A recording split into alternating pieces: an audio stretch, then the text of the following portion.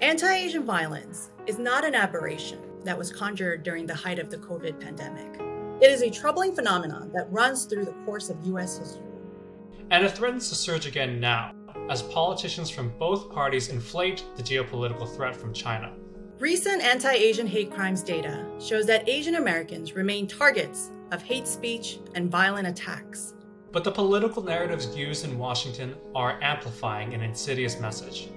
From the halls of Congress to op-eds in major newspapers to cable news, China is routinely characterized as a villain, as an existential threat to the United States. And this anti-China climate drives legislation and policies that encourage discrimination against Asian Americans, but do little to enhance our national security.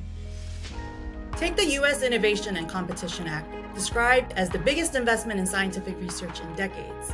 Elements of that bill contain language that demonize China and cast fear among those who work with China. One section focuses on the very broadly defined malign influence of the Chinese government and suggests monitoring of professors, scientists, and researchers.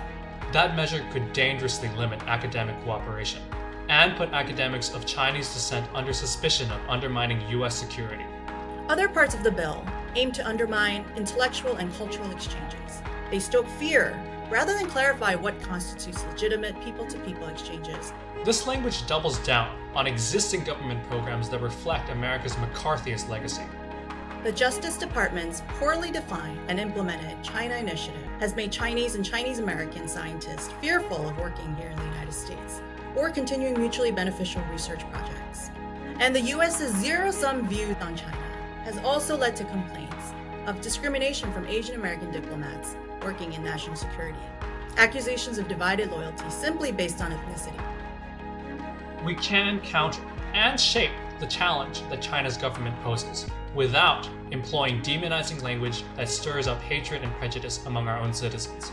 Let's stop pandering to those calling for an endless Cold War with China, which will only lead to groupthink and policies that undermine our security. We are better than that.